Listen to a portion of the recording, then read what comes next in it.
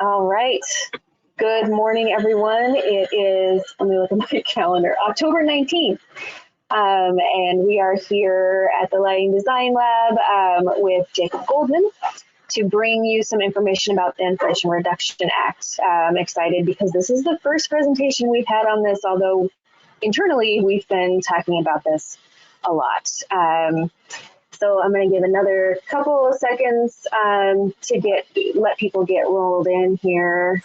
Let's do some procedures. You're all on mute if you haven't had a webinar with the Lighting Design Lab.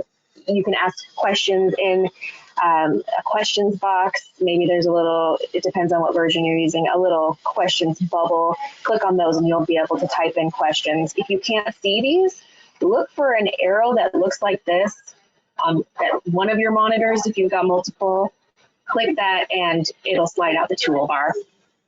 We are recording this webinar, so if you have to jump off or if you have friends that want to watch this, colleagues, friends, family, neighbors, whatever, they'll be able to see this recording later. And then after we're done, we'll have a little survey, I think it's 10 questions, to give us some feedback. We have one more webinar scheduled for sure in November, and then one to come. Sign up for our newsletter if you haven't. Visit our website if you don't want to sign up for the newsletter to see what day the lighting design process one will happen. But electrification and energy management systems will be November 9th.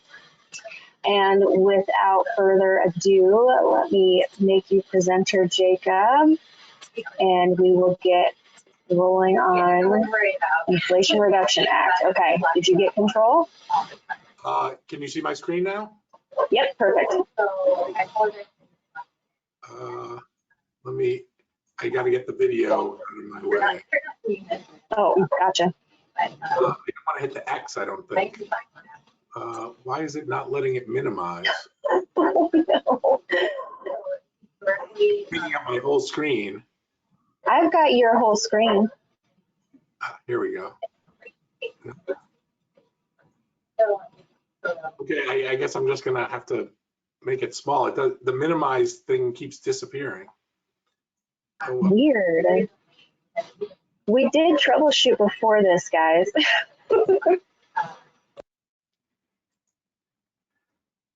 Okay, so the Inflation Reduction Act, it came out in August of 2022, mainly for projects placed in service in 2023. We're going to talk about a couple different topics in the Inflation Reduction Act. So it's Section 48 is the alternative energy credit, sometimes called the investment tax credit. We'll talk about that. By the way, if you take out your phones, you can take a shot of our QR code there. It'll auto-generate an email that requests the slides. You just have to hit send after you do the QR code. I highly recommend asking for the slides. The reason being is there's a lot of web addresses and the web addresses are quite long. And so I highly recommend that you request the slides so you can get all the websites that are listed. So take a QR code shot of it and it'll auto-generate an email. If that's not working for you, just shoot me an email and say, please send me the slides. So we're going to talk about Section 48. In 2025, most of Section 48 disappears and it turns into Section 48E for some technologies. We'll then get to talk about depreciation, 5-year makers and bonus depreciation, which the value of that comes from time value of money. So we'll touch on time value of money. And that dovetails very nicely into another incentive that was changed by the Inflation Reduction Act, which is 179D. So Section 48 is a tax credit. Section 179D is a tax deduction. A $1 tax credit is worth $1, so very beneficial. A $1 tax deduction, you have to multiply by your tax rate. So let's say your tax rate was 21%. A $1 deduction is worth 21 cents. So credits are better than deductions, but they're still both good. Section 48 is a credit. Section 179D is a tax deduction. And then lastly, we're going to talk about prevailing wage and apprenticeship. The reason we're leaving that to last is it directly affects both Section 48 and Section 179D. So prevailing wage and apprenticeship potentially is a requirement for both Section 48 and 179D. Now, I'm going to answer questions as we go along. So if you have a question, don't hesitate to go to the question spot, type in your question, and we'll answer that question right then and there when you have it. So don't hesitate to ask your questions exactly when you have them. There'll only be a little bit of time at the end for any additional questions, but you're much better off asking your questions as the presentation goes along. So I talked about what the presentation is about. This slide is about what the presentation is not about. So there's 25 different incentives tax incentives that were created by the Inflation Reduction Act. Any of the incentives in white, I'm not going to be speaking about. I'm only going to be speaking about the ones in green. So for example, I am not going to be talking about the Sustainable Aviation Fuel Credit. There's a number of credits in here. Some of them you might even be interested in, but I'm only talking about the ones in green. And if you request the slides by sending me an email, you'll be able to see this. You know, I know this slide is pretty small, the font, so you'll be able to see all the incentives that are out there. These are all 25 incentives that exist that were created by the Inflation Reduction Act. Section 48, some call it the investment tax credit, some people call it the alternative energy credit. These are all the different technologies that are incentivized by Section 48. So we have solar, we have ground source heat pumps, we have combined heat and power, we have thermal storage. A couple of years ago, maybe 3 or 4 years ago, the solar credit was the 30% credit. It's a misnomer that the Inflation Reduction Act increased the credits. In some cases, it did increase it, but what it did is it made everything have a base credit. And so for solar, the base credit is 6%. So you went from 30% to now a 6% credit. And it's only if you qualify for different bonuses, and there's different rules required in order to meet each one of these different bonuses. If you qualify for those bonuses, you could actually get a 70% credit for solar. If you do the right project in the right location with the right domestic content, with the right labor, that could define potentially moving your 6% credit to a 70% credit. Same is true with ground source. Ground source, a couple of years ago, the credit was 10%. It drops down to 6%. And then if you meet the bonuses, it maxes out at 50%.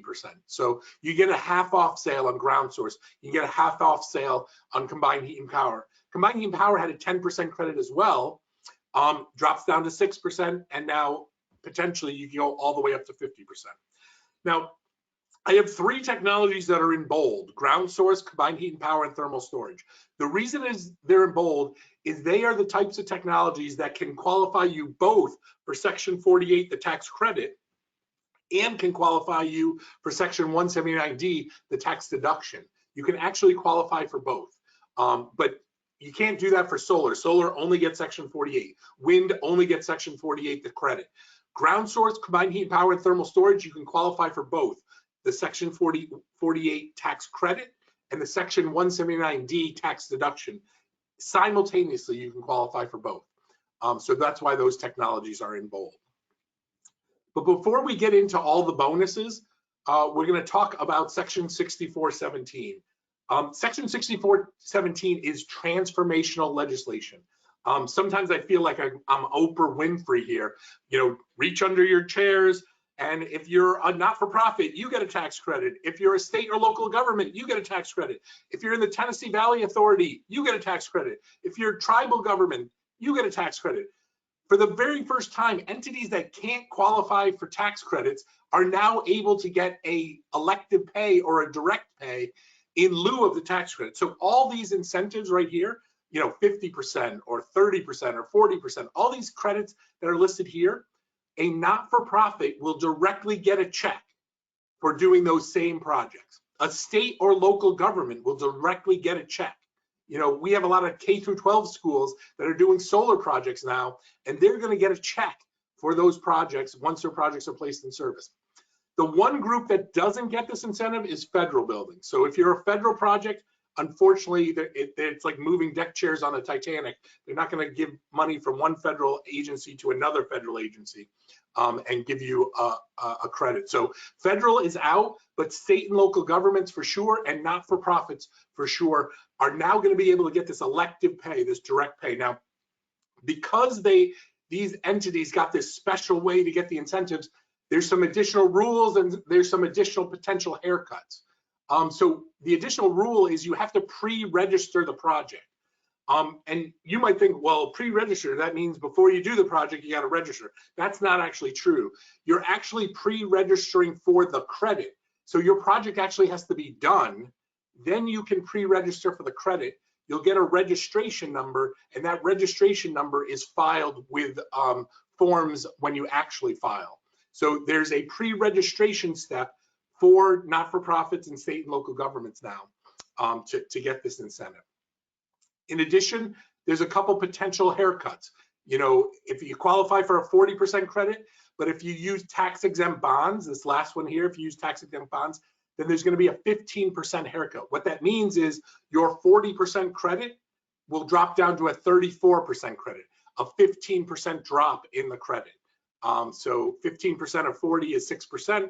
So now instead of a 40% credit, you get a 34% credit if you use tax-exempt bonds to do the project. Another potential haircut is a 10% haircut.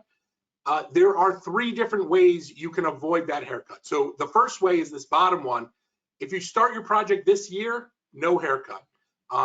Any project started in 2023 or earlier, there won't be a 10% haircut. If you meet the domestic content requirements, which we'll talk about shortly, no haircut. Doesn't matter if you start in 2025 or not. If you meet domestic content, no haircut. Or if you're a small project, if you're less than 1 megawatt, no haircut. These are an or. Any one of these will help you avoid the 10% haircut. But if you're bigger than a megawatt, you don't meet domestic content, and you started your project in 2024 or later, then there will be a 10% haircut. Your 30% credit will drop by 3% down to a 27% tax credit. So there are these 2 haircuts and also a pre-registration requirement. These only are related to Section 6417. So all the other parties that can get a tax incentive, it's not related to them. It is only related to not-for-profits, state and local governments, tribal governments, you know, electric co-ops, Tennessee Valley Authority, those type entities that are getting this elected pay, this direct pay. They're the only ones subject to these haircuts and also this pre-registration requirement. Credit transfer, Section 6418 is another very exciting aspect of this legislation. If you're a for-profit entity, but you happen not to be profitable this year, you can still get your tax credit and you can sell it. You are now able to transfer your credit to some other taxpayer that can benefit from it. So Section 6418 is very powerful. We have found 5, we've actually found a 6th one now. There's 6 different platforms that are allowing you to transfer your credits on. My guess is you're going to be able to see buyers, you're going to be able to see sellers, you're going to see what prices they're willing to pay, and then you'd be able to transact and sell your credits that way. You don't have to be profitable. I don't know if any of you have heard of real estate investment trusts, REITs, real estate investment trusts. Well, they don't typically pay taxes. Real estate investment trusts now can transfer their credits and get money in for those credits.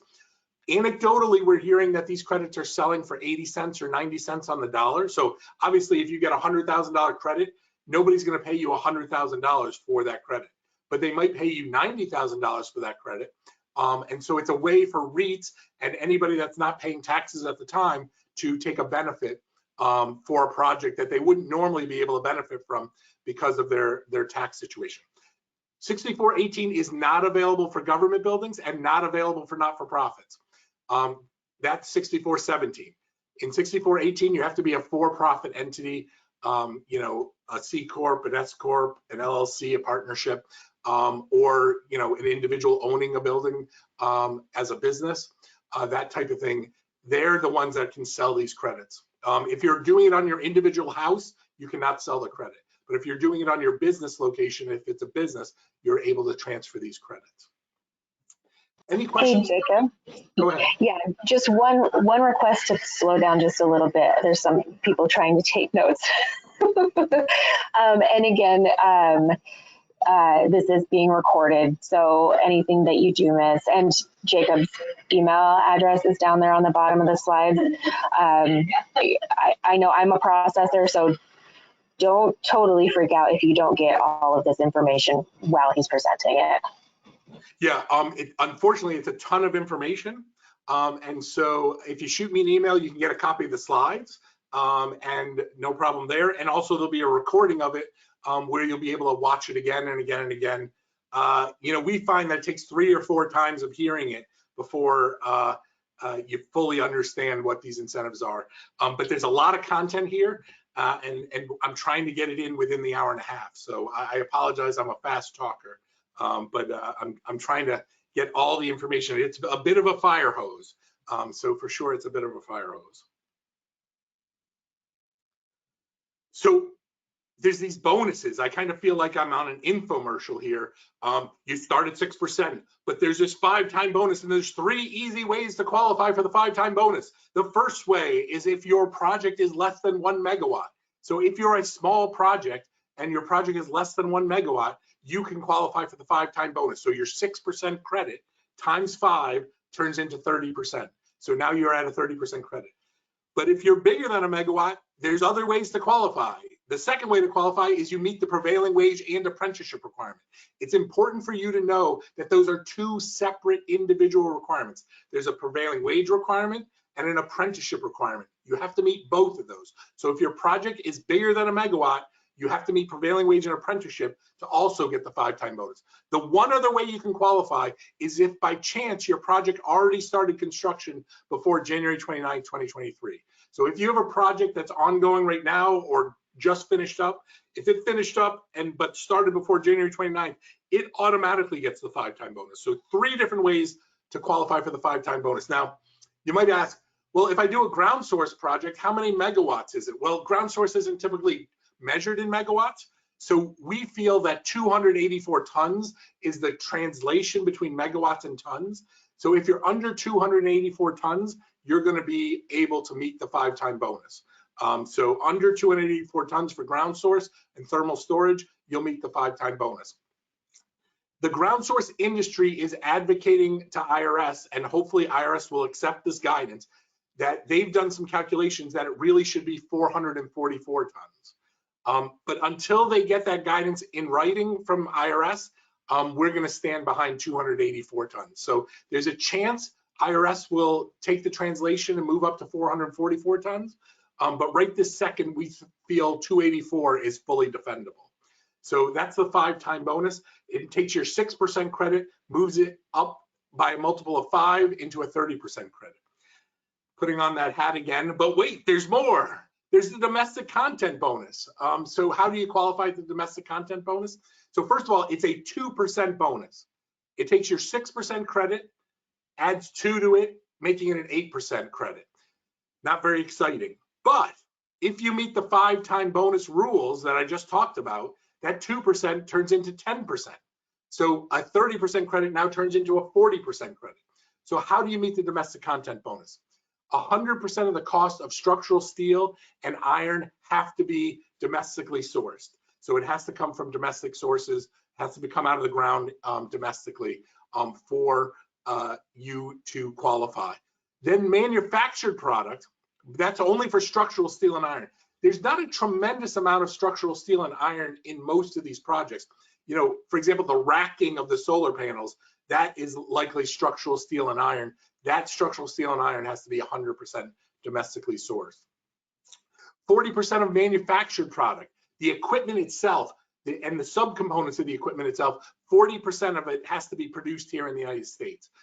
You have to meet both of those requirements, the 100% of structural and 40% of manufactured product, in order to meet the requirements for the domestic content bonus. Now, right this second, the IRS guidance is not very favorable, and let me explain why. The guidance says that the 40% of manufactured product is calculated on the manufacturer's cost level.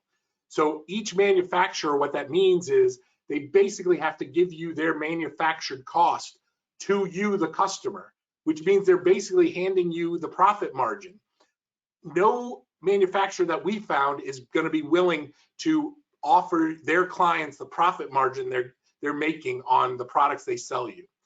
In which case, it means potentially that this is a dead incentive, this bonus.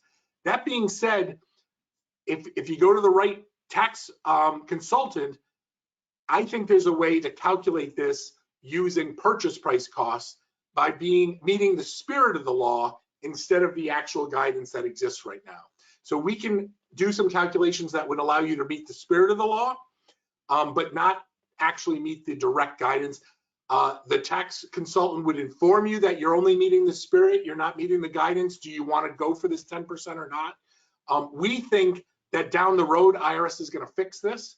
At least we're hopeful that they're going to fix this. And there was some mention by IRS that they might revisit their guidance on domestic content. And so we're hopeful that they'll fix this, in which case we'll then be able to get this on both the spirit of the law and the actual guidance. But right this second, the guidance is not very beneficial because manufacturers will have to hand out their profit margin to their customers, which I don't think is something very popular for manufacturers out there. Any questions? Yes, we had one question on the direct pay. There's an earthquake drill going on at my building. If you guys can hear that, I'm so sorry. But on the direct pay, is that available for projects that were completed in 2022? Direct pay is not available for projects completed in 22. They are available for projects that are started in 22 but completed in 23. We actually had a school district.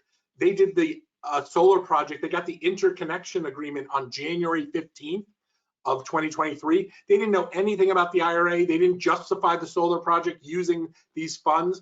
But because they placed their project in service in 2023, even though it was started the summer before in 2022, they are going to get a $600,000 tax credit for that project. They're getting a $600,000 tax credit.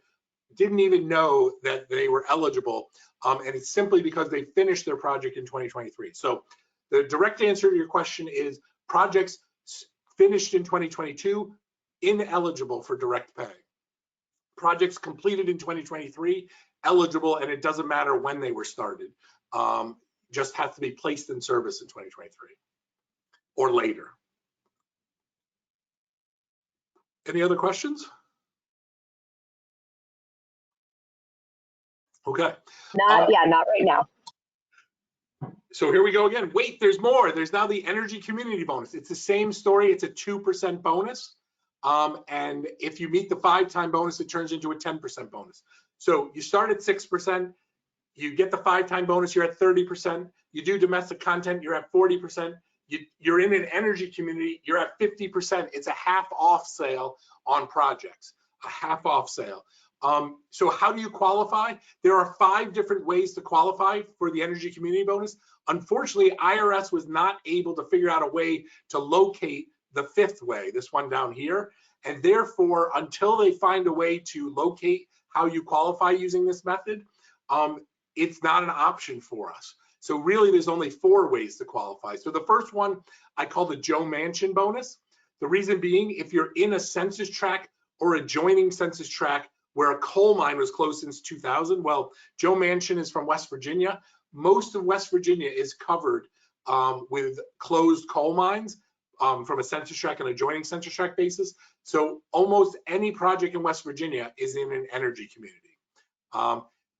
Another one, census tract or adjoining census tract where a coal-fired plant was closed since 2010. So if a coal-fired plant was closed since 2010, the census tract or the adjoining census tract around it is eligible. Another way to qualify, if you do your project on a brownfield site, and here's why you want the slides. I can't stay on this slide long enough. This number here is P71 underscore. This is a long URL, and that URL is how you find out if your location is a brownfield or not. And so there's other websites like that, and you're going to want to copy these slides so you can just copy and paste these websites, web addresses, so you can look things up directly. So if you're on a brownfield site, you're in an energy community. And lastly, if your area is with 0.17% direct employment from coal, oil, or natural gas, and higher than average unemployment, then your project is eligible for the energy community. And with that, down here at the bottom is another web address. IRS and DOE have put together a map that basically maps this out. And so I've zoomed in here to the Pacific Northwest, and you'll see this one is the 0.17% and higher than average unemployment up here, this bluish. And then any one of these, more than likely you didn't have a coal plant, a coal mine. More than likely these are coal-fired plants that were closed. But the dark orange is the census tract where the plant was closed, and the lighter tan is the adjoining census tracts to that. So there's a couple locations in the Pacific Northwest where you can be in an energy community in addition to locations that are on a brownfield site. So here's the locations. If you're doing a project in one of these areas, or if you let's say you do projects for others, you could focus your projects in these areas to get the higher credit, the higher level credit. Now, you might recall that I said 0.17% of direct employment comes from coal, oil, natural gas, and higher than average unemployment. Well, unemployment changes monthly. So does that mean this chart is going to change every month? Luckily, it's not. It's going to change every May.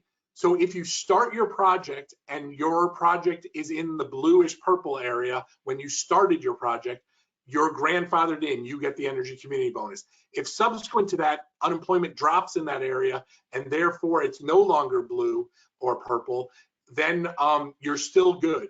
But what that means is if you're thinking about doing a project and you're in a blue or purple area, you're going to want to get that project started before May, because it is a possibility that that blue or purple will change color and just be eliminated because employment dropped in that area. The orange and tan areas, they're not going to change. So those are going to be there for the entire incentive.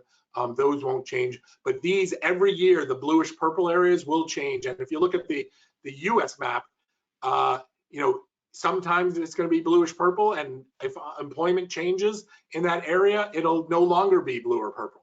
So if you're in any one of those areas, you're going to want to make sure that you start your project before May in order to lock in the energy community bonus for that project. And once again, here is that web address down here at the bottom for you.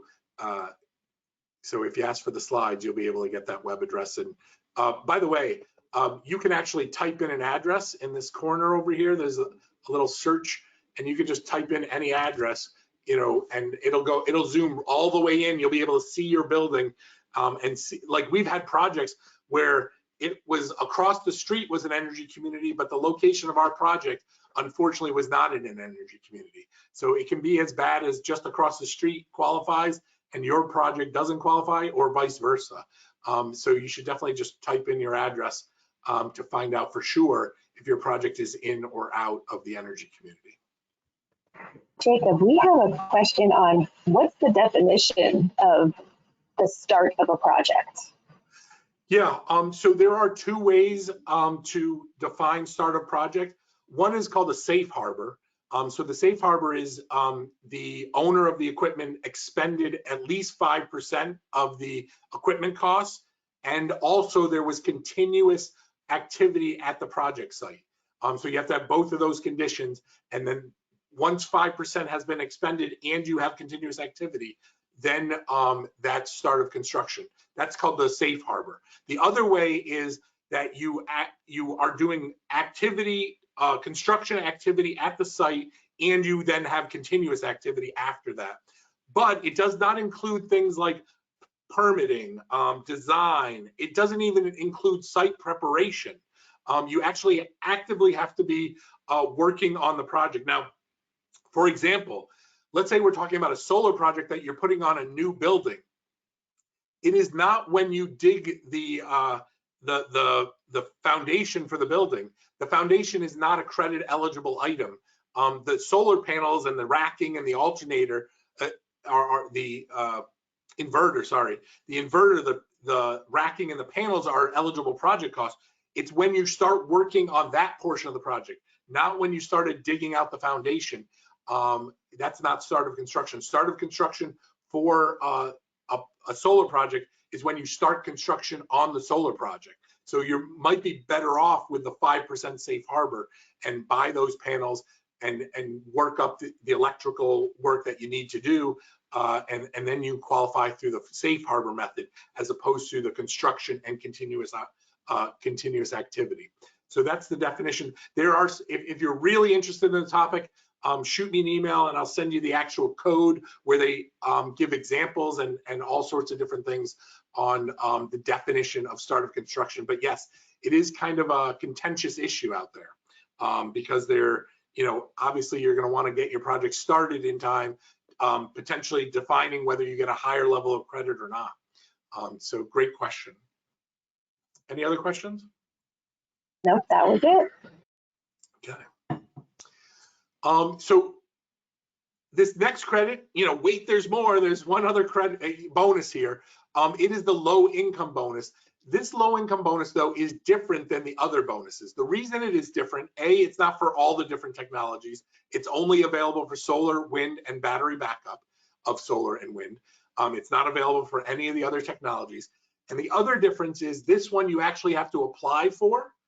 And if it turns out that it's going to be oversubscribed, then there'll be a lottery and there's a limit. And based on which category you apply for, there's 4 different categories here. There's low income community, tribal lands, residential buildings, low income residential, qualified low income economic benefit. And there's a different amount of megawatts available for each one. This one's 490 behind the meter, 210 in front of the meter. This one's a 10% credit. These ones are 20% credit. I haven't updated the slide. I really should. The window to apply opened up this morning at 9 a.m. The window to apply opened up this morning at 9 a.m. It's a 30-day window. If you apply within the first 30 days, you're considered applying all at the same time. We think in the 30 days, the whole thing is going to be oversubscribed. The reason we believe that is our clients are already applying for more than 10% of this category. So we think it's going to be well oversubscribed. And so what position do you need to be in order to apply for this low income bonus? The position you need to be in is you need to be under contract, but not completed. You have to be under contract, but not completed in order to apply. And then you'd be able to apply. You got to apply in the next 30 days or, these funds are going to run out. These allotments are going to run out. And so you definitely need to apply, before November 18th. And that window, the website just opened up this morning at 9 a.m. So what are the different categories? Sorry, Jacob. Yeah, just one question. Is that window going to open up again? How many times a year is it going to open? Great question. It opens once a year. So this is the window for 2023. The permanent opening and closing is like they've mentioned that it will be in the second quarter of the year. So the next window opening is likely going to be in the second quarter. They didn't give an exact date, but it's probably going to be that same date each year going forward. And, it re-ups. So these, this is 700 megawatts, 200, 207. That amount will be re-upped every year. Now, what I can tell you is this first time is going to be oversubscribed. Any future one is going to be way oversubscribed because the cat's going to be out of the bag. Everybody's going to know about it. I think there is a bit of non-knowledge out there, so it's only going to be slightly oversubscribed this time. But after these allotments go out, everybody's going to know about it. And I think next time it's going to be wildly oversubscribed. So your best shots of qualifying is your solar projects that are under contract right now, but not completed yet. Those ones, if you happen to be in one of these 4 categories, should qualify, should submit to try to win some of the allotment to get these 10 or 20% bonuses. So what are those different categories? The first one is there's a map, and I'll zoom into that map in a second, but it's census tracts where the poverty rate is greater than 20%, non-metro areas where the median family income is less than 80% of the state, and metro areas where the median family income is less than 80% of the state or the metro area.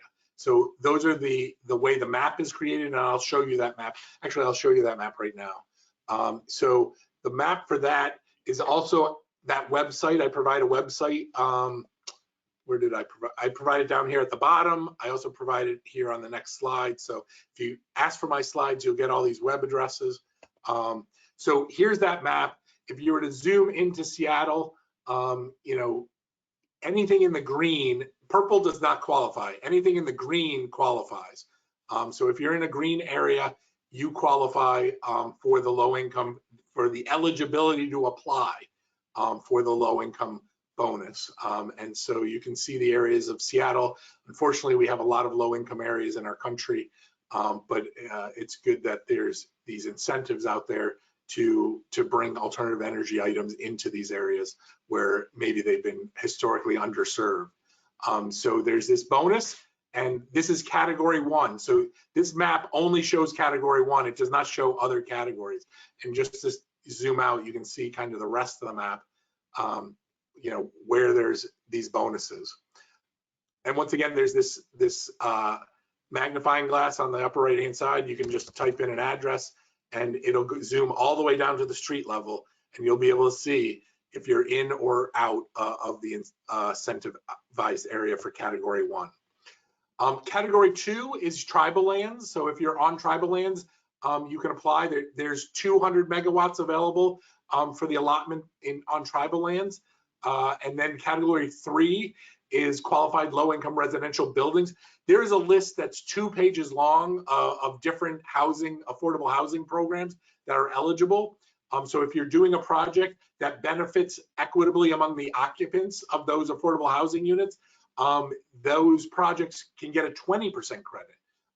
And so if you want that list, don't hesitate to shoot me an email. I'll send you the 2-page list of all of the affordable housing programs that are eligible.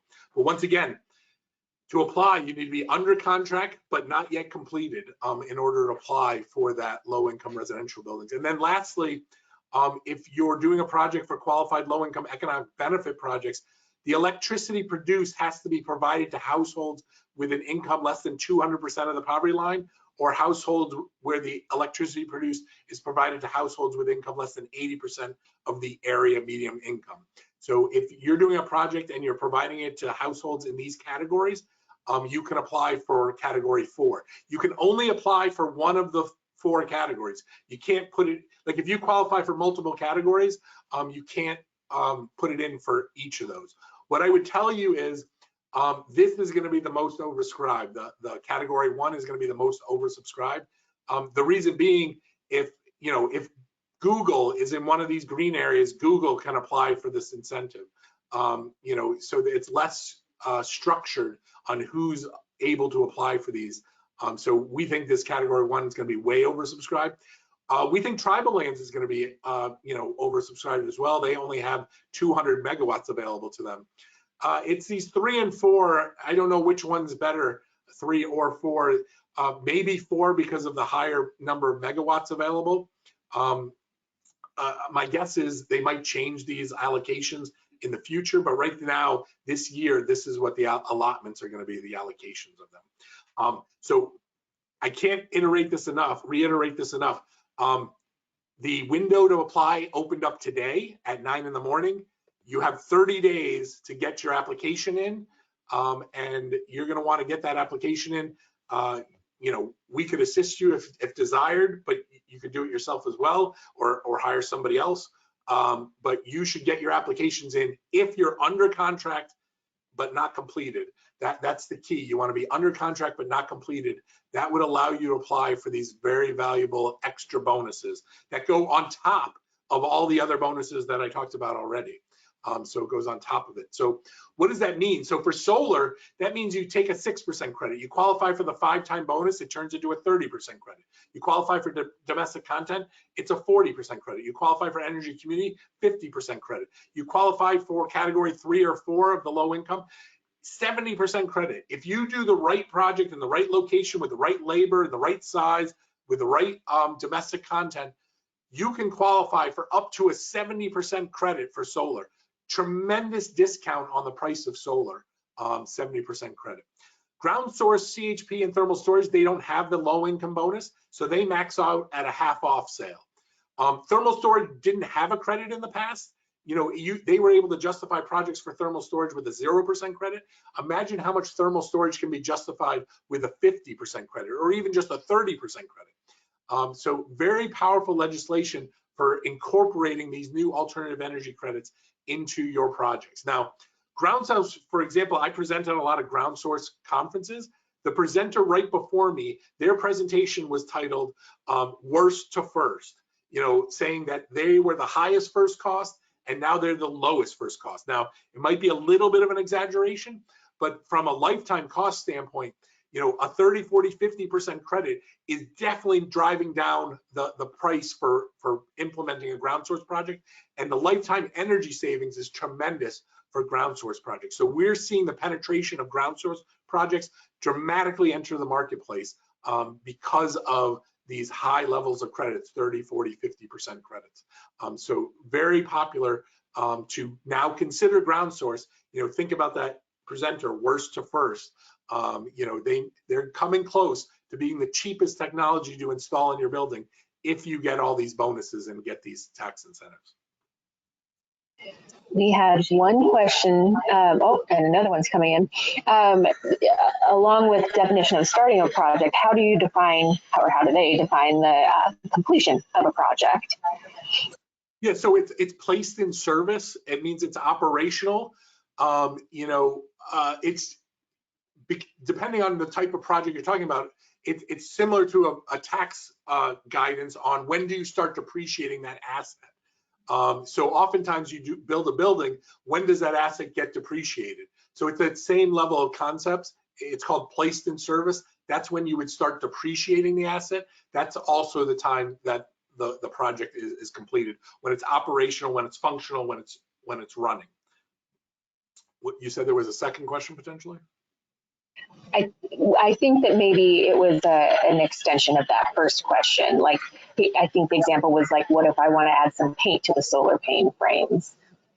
Yeah, it would be operational. You'd want to look at when that project was operational and providing energy. Oftentimes it's when you get the interconnection with the utility is the time that solar is officially up and running. That sometimes that's an item that you're waiting for on a solar project, for example. Perfect, thank you.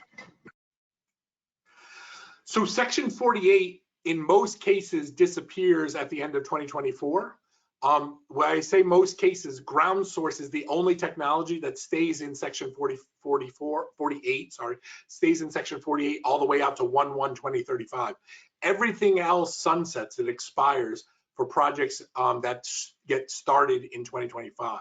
So if you start your project in 2024, you're good. It doesn't matter really when it finishes, but if you start your project in 2024, you're good for 48.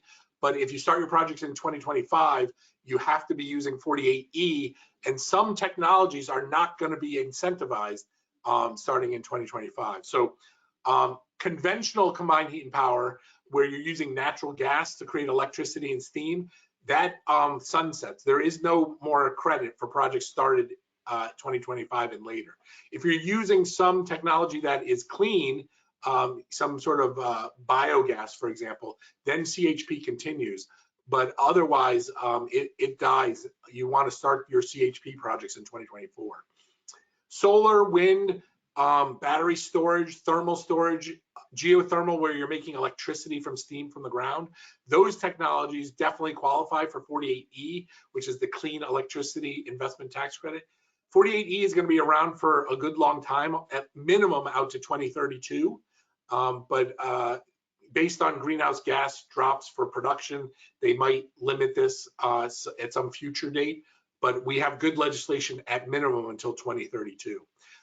There's other technologies we don't know what they're going to do with microgrid controller, interconnection property, electrochromic glass. These don't produce electricity, so we think they're probably dead. It's more than likely they're not going to continue into the future for tax incentives. So 48 is good till the end of next year, and 48E comes in, but only for certain technologies. 48 stays on just for ground source. For ground source and ground source alone, it continues all the way out to 1/1/2035. But every other technology, it either dies or continues on depending on what type of technology and whether the electricity produced is clean electricity, where it's not creating greenhouse gases. So what qualifies on a ground source project? So clearly the bore field and the heat pump qualify on a ground source project. But through a tax interpretation, if at least 75% of the energy used by the equipment comes from the ground for downstream equipment, and that interpretation is based on section 1.489C10IV, if equipment downstream gets 75% or more of its energy from the ground, that equipment magically turns into eligible tax credit property. So we're talking about pipes, ductworks, heat exchangers, diffusers. That equipment downstream of the heat pump, going towards the individual rooms, all becomes credit eligible based on this tax interpretation of a fairly similar technology. So if at least 75% of energy used, equipment must be from the ground, that equipment now magically turns into credit eligible. So let's take ductwork, for example. Let's say you have a pure ground source project. There's no other backup heat. If that ductwork is getting all its energy from the ground, that ductwork gets the 30, 40, or 50% credit for the equipment, the design, and the install. Tremendously powerful for your ground source projects. Now, take out the ground source and just replace it with a conventional package unit, for example.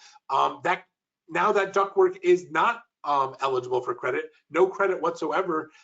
So there's a real tremendous value for the ground source industry for putting in projects, because now that conventional equipment that normally wouldn't get a credit now gets a credit if the design gets 75% of its total annual energy from the ground. So very powerful legislation for the ground source industry. And as I mentioned before, 1135 is when Section 48 sunsets for ground source projects. Thermal storage. Never had a tax credit before. This is starting in 2023 is the start of it. It has to be directly connected to a heating, ventilation, or air conditioning system. Has to remove heat from or add heat to a storage medium for subsequent use. And it has to provide energy for the heating or cooling of the interior of a residential or commercial building. So this last one, if you're heating or cooling a process load using your thermal storage, it doesn't qualify. It has to be for interior of residential or commercial buildings. That's the only areas that it qualifies. Swimming pools don't qualify. Combined heat and power does not qualify as thermal storage. Buildings and structural components does not qualify as thermal storage. To stay in Section 48, you want a construction to begin before 1125, but thermal storage is one of the few technologies that is explicitly mentioned in 48E, and it continues into 48E, and so is available in 48E at minimum out to 2032, and probably much longer than that. So those are the rules for thermal storage projects. We have a question. Sure. I'm sorry, on the ground source heat pump. Would a heat pump system extracting heat from sewer or wastewater heat recovery qualify for that ground source heat pump money? So it would not, because it directly states that the energy source has to be the ground or groundwater. So it would not qualify there. Depending on the design, and I'm not saying that the entire system would qualify, because thermal storage has some different rules than ground source. You would be needing to use a heat exchanger, which is a form of thermal storage based on these definitions. So we think, you should definitely send me an email about your project, but we think there is a way to interpret what you're talking about as thermal storage property. It's not going to be as an extensive a credit, because thermal storage has limitations of what qualifies and what doesn't qualify, more so than the ground source does. But a portion of your project, I think, would fit within the definition of thermal storage. And so we have seen some projects like this, and we think their best bet is to qualify under thermal storage. And unfortunately, they do not qualify under ground source. Interesting. All right, thank you. Oh, hang on. Another question just came in regarding ground source. Can you confirm that the downstream equipment can be included in the tax credit if 75% of the energy or load comes from the ground source? That is, can the backup heat source capacity be the same size as the ground source capacity? So you have the energy. So the whole question is about what we call dual use equipment. So there's ductwork, which could be getting energy from the backup system, could be getting energy from the ground source system. There's this dual use equipment like ductwork, like diffusers, like things like that. And so what we do is we would run an energy simulation model on the building and determine the percentage of energy on an annual basis. The calculation is done on an annual basis, and see what percentage of energy is flowing through that equipment from the ground and what percentage of energy is flowing through that equipment from the backup. And that's where the 75% comes from. You don't want to be close. There is, IRS could potentially, we think an energy simulation model will do the trick, but IRS could require a M&V, measure and verification. So you might want to design your system, if you're going to be close to the 75%, you might want to design your system with M&V involved, with some methodology for measuring and verifying the amount of energy flowing through this dual use equipment. But I wouldn't want to be close to 75%. I'd much rather be at 85%. I'd want my design to be well above the 75% because we don't want it to have some measure and verification that happens, sometime down the line, and now it shows a 74%, in which case you're dead in the water. So we recommend being well above 75% and using energy modeling to estimate the actual energy flowing through the dual use equipment. Where is it being generated from for that project? And then you can qualify up to that percentage for that downstream equipment. And people are coming up with all sorts of good things now. For the thermal storage credit, Lauren wants to know if a product like phase change material drop ceiling tiles would qualify for that credit, or is that considered a structural component of the building? So I'm not familiar with the technology. You would have to send it to me, and I would be glad to review it. But I'm not familiar with the technology, so I'd rather not give an opinion at this point, but don't hesitate to shoot me some information about it. It sounds to me like it's a structure. It technically isn't structural, but it sounds to me like it's part of the building. I think maybe by the spirit of the law that they weren't looking for things like that to be considered thermal storage. Was there anything else? Yes, one more came in. What is the dual use purpose? Why is there a need for backup with ground source heat pump?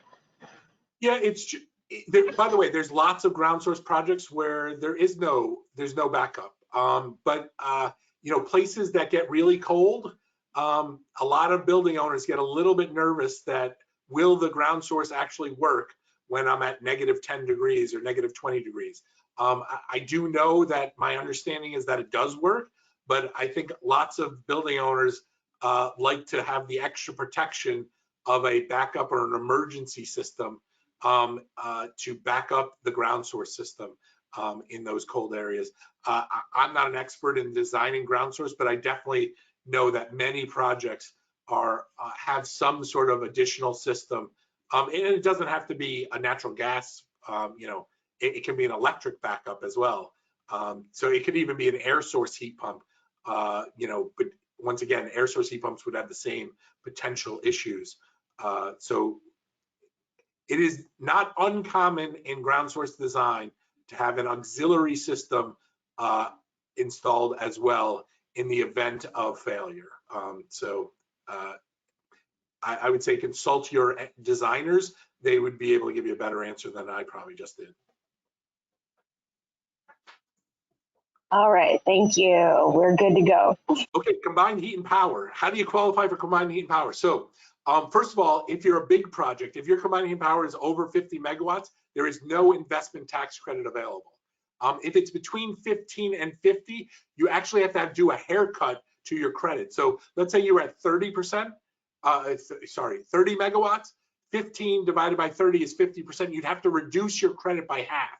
So if that project typically would have qualified for a 40% credit, if it was a 30 megawatt project, you'd only be able to take a 20% credit. So if you're anything over 15, there is this multiplier to reduce your credit eligibility. Once again, if it's natural gas, you're going to want to start that project before 1/1/25. I'm pretty confident it's going to be a dead incentive. The CHP has to be 60% efficient. 20% of the total useful energy has to come in the form of electrical or mechanical power, and 20% has to come in the form of thermal or steam, for example. So those are requirements for the CHP. The CHP has to meet those requirements, be that efficient, and then it can get the incentive. Now, one other interesting thing here, it does not include property used to transport the energy source to the facility or to distribute the energy produced by the facility. So when you're taking gas in or sending electricity or steam out, then it doesn't qualify. So it no longer qualifies that equipment. And there are significant expenses related to that equipment. And so, you have to make sure that you're taking a credit only on the eligible portions. So as you can see, each of these technologies have slightly different rules on what's in and what's out. Like, so ground source, we got to take all the downstream based on the tax interpretation. CHP, we can't take any of the downstream because the tax law itself says you can't do it. So it really depends on which technology you're implementing that defines what is eligible for the credit and what's not eligible for the credit. Okay, any other questions? We're moving slightly away from tax credits. We're now moving into the exciting world of depreciation. I know everybody's excited, maybe as excited as me, because depreciation is really a great value out there, and accelerated depreciation in particular is very important. So any other questions on credits before we start talking about depreciation? We're good right now. Okay, so any one of those technologies, that list right here, this list, any of these technologies, once you become eligible for Section 48, that equipment, everything that qualifies, magically becomes energy property. And energy property is what's called 5-year makers, which is a 5-year depreciation schedule. You get to depreciate that asset over 5 years. If you're building a new building and you put in ground source, you get to depreciate the ground source equipment, which also includes the downstream based on that other rule, the other guidance that we just talked about, that tax interpretation. You get to depreciate it over 5 years. If you had conventional equipment in there, even if that conventional equipment was air source, for example, it would not be 5-year, it would likely be 39-year property. So you depreciate 1/39th a year for 39 years is a very slow way to recoup the cost of that expense. But you make it ground source, you make it solar, you make it CHP, you make it thermal storage, it magically becomes 5-year property, and you get to depreciate that over 5 years instead of the traditional 39 years. And not only that, you might think that you have to reduce the basis that you depreciate by the full amount of the credit. You don't. You only reduce the basis by half the amount of the credit. So if you took a 40% credit on a $100,000 project, you get to depreciate $80,000.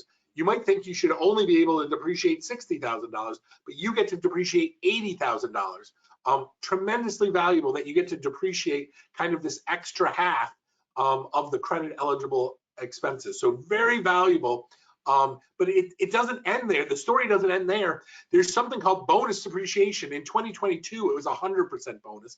In 2023, it's 80% bonus. 2024, it'll be 60, then it goes down to 40, then to 20. We think Congress is going to move it up to 100% in the next couple of years. It'll move it back up to 100%. But right this year, it's 80% bonus. If your property has a label of less than 20 years, so energy property is 5-year makers. If your property is less than 20 years, it automatically qualifies for bonus depreciation. You get to expense 80% of the project in year 1. It's tremendously valuable. So you do your solar project, 80% of the project you can expense in year 1. That time value of money is so important. There's tremendous value in the time value of money. And just to show you what that looks like, if you had to depreciate something over 39 years, let's say it's a $39,000 project, you'd depreciate $1,000 a year. If your tax rate was 35%, that would be worth $350 to you each year. And so if you want to discount that with a 4% rate, that'd be worth in today's dollars $6,854. With an 8% discount rate, it's only worth $4,000. If you can change that property to energy property and move it to 5 years, it gives you a value of $12,000. 2 or 3 times the value of 39-year property is 5-year property. And then if you get to expense it immediately, it moves it up even higher to $13,000.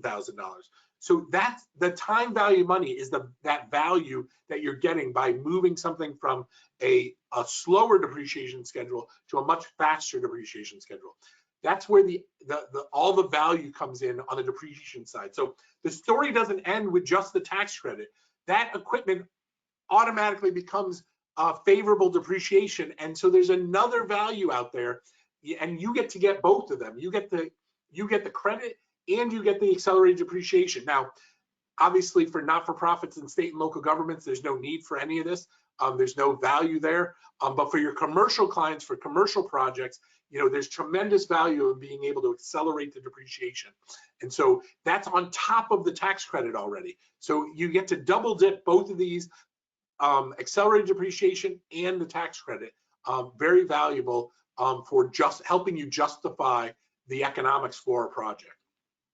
All that being said, Section 179D that I mentioned before is a tax deduction for commercial clients. It's a tax deduction in lieu of depreciation that also moves things to an immediate tax deduction. So it's this $13,000 versus this $4,000. It's that difference. That's where the value of 179D is as well. It's taking a tax deduction in lieu of depreciation. So before I start up on 179D, are there any questions on depreciation or tax credits? Because we're going to switch over to a new topic here, 179D. Nothing's come in yet. Okay. So 179D incentivizes lighting, HVAC, and building envelope projects. The deduction is based on how much better you are than a standard. The standard that's selected is ASHRAE 2007. We have that standard for another 3 years, I think. In 2027, the standard is going to change, but until the end of 2026, if you place your building in service, you get to compare against ASHRAE 2007. Right this second, we're 16 years out of 2007. So we have 16 years of technology that's better than the technology that was in the 2007 ASHRAE 90.1 standard. So, most projects, especially new construction, will qualify and qualify for this tax deduction. And the story gets even better for designers. Designers of government buildings have been able to get this 179D tax deduction all the way back since 2006.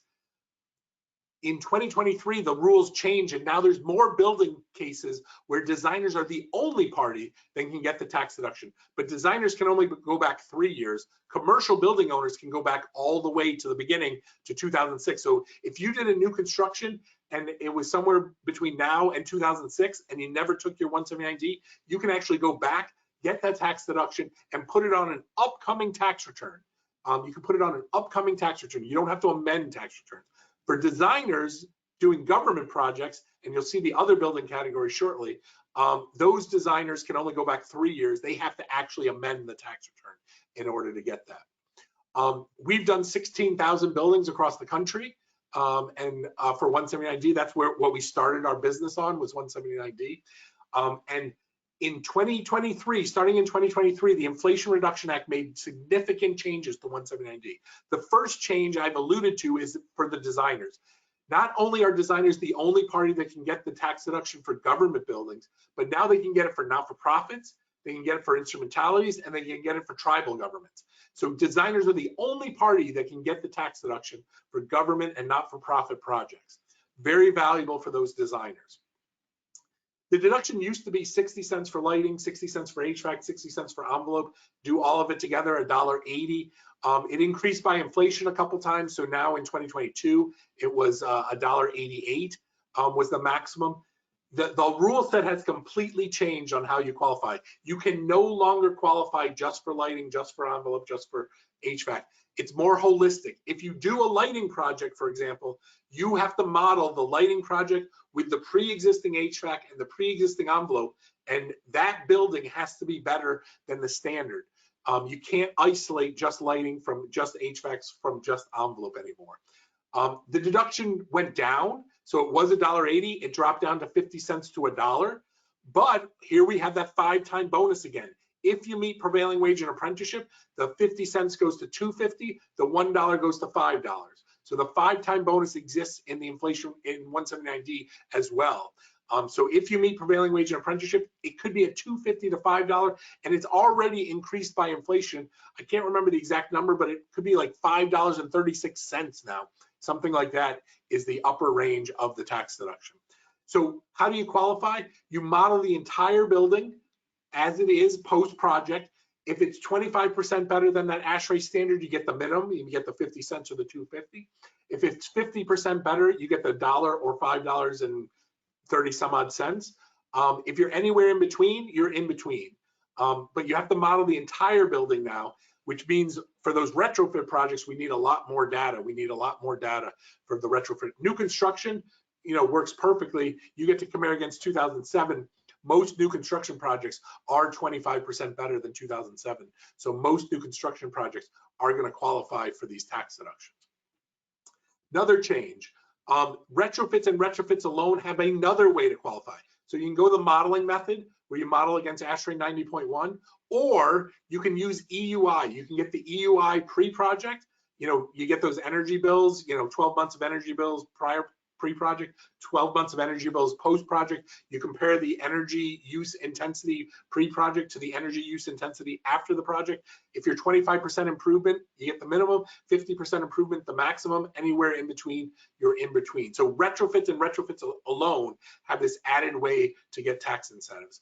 And then lastly, a major change here is you used to only be able to get a deduction of $1.80 for the life of the building. Now, every 3 years, if a commercial building does a new project, they can get a new tax deduction. If a government or tax exempt building every 4 years does a new project, they can get a new tax deduction. So you can go back to the trough over and over and over again to the same buildings every 3 years for commercial, every 4 years for government and tax exempt. So, all right, quick question from Craig. For nonprofits, does a design build contract qualify for the tax credit for a designer? So there's some guidance that came out in 2018. More than likely for not-for-profits, they're going to use that guidance that was for government projects for who the designer is. IRS really likes engineers that stamp things. They really like architects that stamp things. We feel that there is a good case for a design build contractor because the design build contractor is ultimately responsible for all the parties that they hire, including the architect and engineer. And so we think there is a good case. It is the one area that that guidance did not address. So we have been in a situation where we were in audit on this topic, and we did win. But what I would tell you is, in that particular case, the design build contract holder with the building was very much involved with the design as well. They oversaw it. They have engineers where they were giving technical advice. So I'm not guaranteeing you that every design build contractor would win the case. We think there's good position for them to, but unfortunately that guidance doesn't directly state whether design build contractors qualify or not qualify. But we think there's a good case and we would defend it because from a contractual level, they are the only party contracted with the building owner, and therefore they would be the one ultimately responsible for the design. So that, I know that's a long answer and I don't know that I answered you directly, but we think it's a good case, but we would inform our clients that it's a position, it's not a fact, because that guidance does not clearly state whether a design build contractor is eligible or not eligible. It doesn't state on either side. So unfortunately, it's probably not the exact answer you're hoping for. Any other questions? That is it for now. Thank you. Okay, so 100,000 square foot building could get a $250,000 deduction, could get a $500,000 deduction if they meet prevailing wage and apprenticeship. Turn this into a middle school, the designer gets that $500,000 tax deduction. We have designers of ground source systems in K through 12 public schools that have not paid income tax since 2006. No income taxes paid since 2006, just by simply designing energy efficiently with their ground source system. So very powerful legislation for the design community. What do we mean by government buildings and not-for-profit buildings? We're talking about every government building, military bases, post offices, on the state side, state universities. We do a lot of K through 12 schools on the city, town, county level. Not-for-profits, half of all hospitals are not-for-profits. All those religious institutions, private schools, private universities, all those, the designer now gets the benefit. And same with tribal. The designer is the only party that can get the benefit for these all these categories on this slide. On the commercial side, the tax deduction is in lieu of depreciation. You normally depreciate it, now you accelerate it up to a dollar limit, whether it's 50 cents to $1 or $2.50 to $5, you accelerate that depreciation. You go all the way back to 1/1/2006 if you forgot to take it, and obviously going forward it's available. It's really good for commercial new construction. It's really good for any residential over 3 stories, new construction or retrofit. Where it's not great is for commercial non-residential retrofits. Commercial non-residential retrofits, they have other ways to accelerate the depreciation of assets. There's something called qualified improvement property. We've already talked about bonus depreciation. There's another thing called repair regs. There's another thing called Section 179. With these 4 techniques, most non-residential retrofits don't need 179D. They don't need to pay me a whole bunch of money to get their tax deduction. They can just go to their accountant, and their accountant can write it off, automatically using qualified improvement property, bonus depreciation, repair regs, and Section 179D. Section 179. Sorry. So new construction, great. Residential new construction or retrofit, great. But non-residential retrofits, not so good. There's no really reason for 179D. How do you monetize this? You need a project. The project has to be in lighting, HVAC, or envelope. As I mentioned, we're comparing against 2007. 2007 had fluorescent lighting in it, and almost every project now has LED lighting. You're going to blow the doors off of that 2007 standard. Most projects today should qualify. If you're doing new construction, you should be getting a 179D tax deduction for that project. We have ASHRAE 2007 90.1 all the way out to 2026. Then it turns to ASHRAE 2019. In 2027, when it turns to ASHRAE 19, we looked at a universe of 100 projects that qualified against 2007. Only about 10 of them qualified against 2019. It's going to get a lot harder in 2027. So you're going to want to place in service all your projects by 2026 in order to get the maximum tax deduction. What technologies qualify? A lot of these are using a technology that's different than what's in the ASHRAE reference building. But here we go again, ground source, thermal storage, and combined heat and power. And these techniques are probably the techniques that are going to do very well against ASHRAE 2019. So they'll do well against 2019. They do great against 2007. So these are the technologies that tend to qualify against ASHRAE 90.1 2007 on the HVAC side.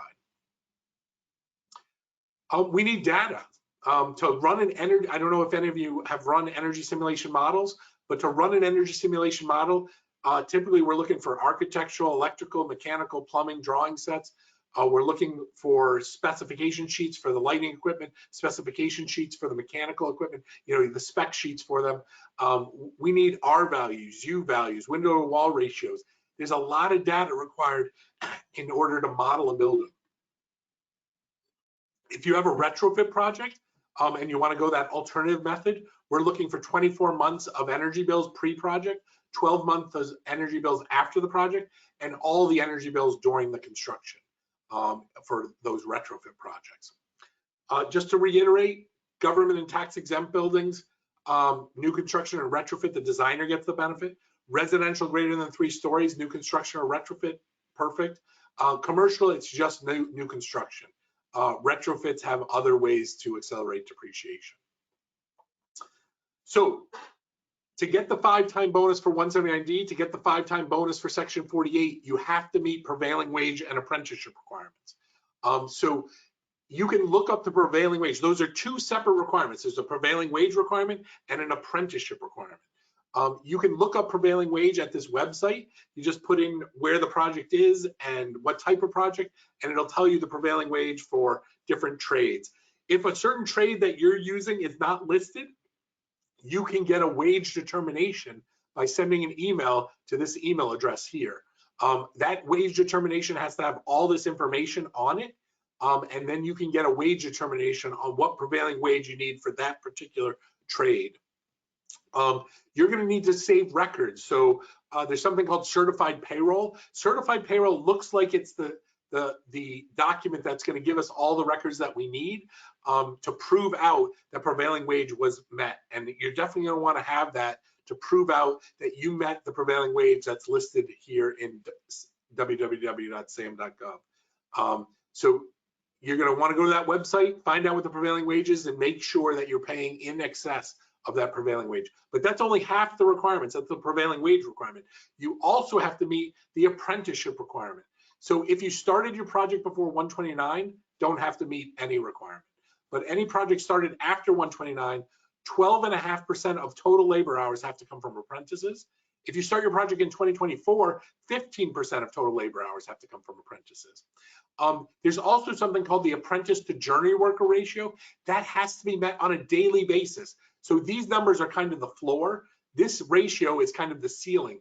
They want proper supervision of apprentices. They want to make sure that there's enough journey workers on the job to supervise the apprentices that work there. And that is defined by the registered apprenticeship program, where you get the apprentice from.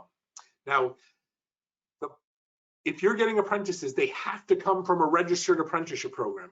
There is a state list, and then there's a federal list. Somewhere on either the state or federal list, the registered apprenticeship program has to be visible for where you're getting your apprentice. If by chance you're getting apprentices from a program that is not registered, those apprentices do not qualify. They do not qualify as eligible apprentices. So you have to get your apprentices from a registered apprenticeship program to meet the requirement. Anecdotally, we've been asked to look up, well, does this, a union says, oh, we have a great program. It's been around for many years. There's, we have 40 students. It's a wonderful program. And we look it up and we can't find it on the registered apprenticeship program list. So it is important that those programs are listed on the registered apprenticeship program list, whether that's the state list or the federal list. If you request apprentices, if you make a good faith effort and the registered apprenticeship program cannot provide you with an apprentice, then you only have to ask every 120 days. So you have to keep going back every 120 days, requesting apprentices, and they have to positively say, no, we cannot provide you with the appropriate apprentices for your project, in which case you meet the good faith effort for getting apprentices for that project. So there's a good faith effort exception, there's a floor, and then there's a ceiling on the apprentice to journey worker ratio. And you have to meet all those requirements, and you have to meet it, at least this apprentice to journey worker ratio, on a daily basis. So for example, if a bunch of journey workers call in sick, you cannot let the apprentices do work that day because you would not meet the apprentice to journey worker ratio on that day. So it is important to meet that on a daily basis, and you need records that show that you meet it on a daily basis. With that, that concludes my presentation. If you want a copy of the slides, take out your camera and take a shot of this QR code. I have a somewhat similar presentation available, recorded by AEE. I have another one that was recorded just last week, so I'll be updating this presentation shortly to a different YouTube. It was a utility that had me present. And then it's my understanding that this presentation is being recorded, and therefore this will be available on their website as well. But if you want a copy of the slides, you want to take a QR code or just shoot me an email and say, I'd like a copy of the slides. And with that, I'll open it up to any other questions that might be out there. Excellent. Yep, we've got one back on the data when we're talking about energy models. Michael wanted to know if the design team can provide their own energy models, since they're usually done during the design process, or do you need to complete your own like third-party energy model? So the design team can model, but there are different rules. You know, the model that you would have produced will follow one set of rules. There are different rules for 179D modeling. There are unique rules to 179D modeling, and you'd have to follow those unique rules, which you know, we could assist you with, or you know, we could just remodel it for you.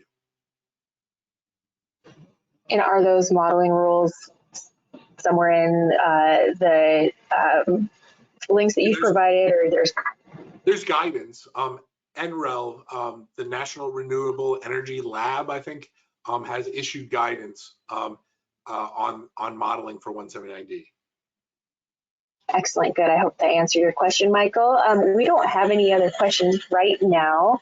I would give people a couple minutes to write in, since it does have to be typed in.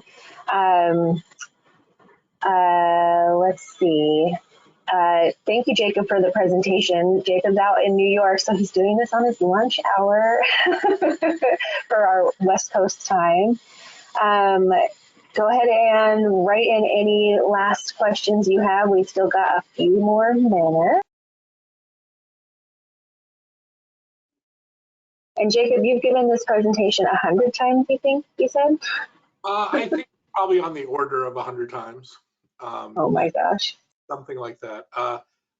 You know, when I first started, I did a whole bunch of AEE chapter meetings, as well as the West Coast, the East Coast, and I'm actually getting an award from AEE for this presentation at AEE World next week.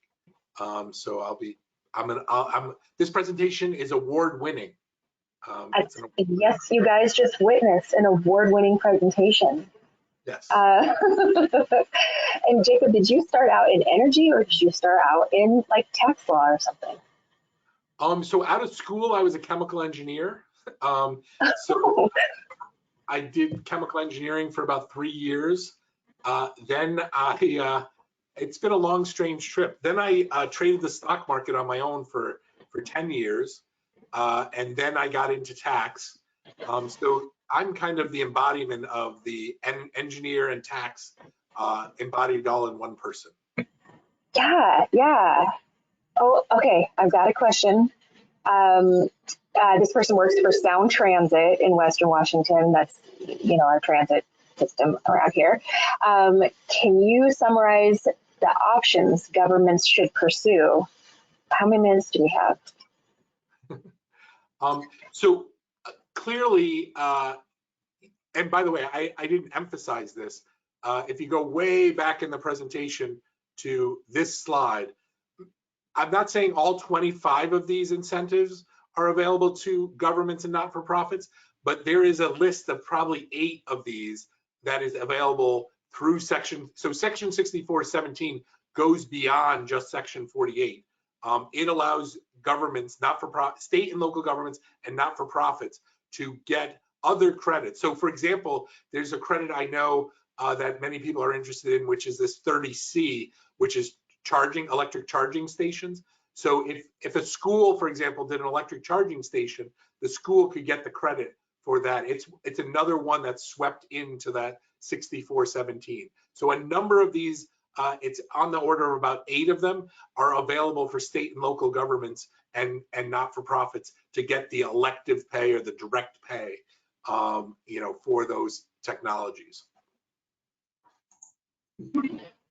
And Julie was wondering, she said that you'd mentioned you'd done other webinars, and she wanted to know if you could restate the topics of those presentations, but they've all been on the IRA, correct?